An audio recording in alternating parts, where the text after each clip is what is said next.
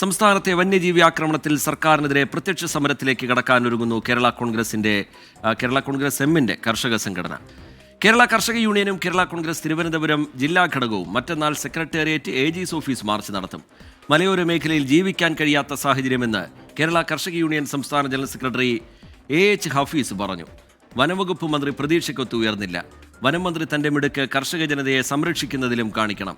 കർഷകരുടെ നെഞ്ചത്ത് കയറാൻ ഉദ്യോഗസ്ഥരെ കയറൂരി വിടുന്നത് കയ്യും കെട്ടി നോക്കി നിൽക്കില്ല എന്നും ഹഫീസ് പറഞ്ഞു.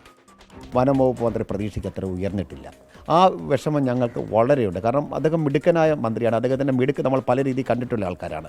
അദ്ദേഹം ഈ അതേ മിടുക്കോടുകൂടി കേരള ജനതയുടെ കർഷക ജനതയുടെ വികാരം കൂടി പങ്കെടുക്കണം. പക്ഷേ വനം വകുപ്പിൻ്റെ കാര്യത്തിൽ അദ്ദേഹം ഉദ്യോഗസ്ഥന്മാരുടെ മാത്രം വാക്ക് വിശ്വസിച്ച് അല്ലെങ്കിൽ കർഷകരുടെ നെഞ്ചത്ത് കയറാൻ പറഞ്ഞ ഉദ്യോഗസ്ഥന്മാരെ കയറൂരി വിട്ട് മുന്നോട്ട് പോകാൻ പറ്റുമെങ്കിൽ അത് കയ്യും കെട്ടി നോക്കിയിരിക്കാൻ കേരള കോൺഗ്രസിൻ്റെ കർഷക സംഘടനയ്ക്ക് പറ്റില്ല. കേരള കോൺഗ്രസ് പാർട്ടിയുടെ പ്രവർത്തകർക്കും പറ്റില്ല. ഞങ്ങൾ ആദ്യമായിട്ടല്ല ഈ സമരവുമായിട്ട് ഞങ്ങൾ ഒരുപാട് സൂചന സമരങ്ങൾ നടത്തി.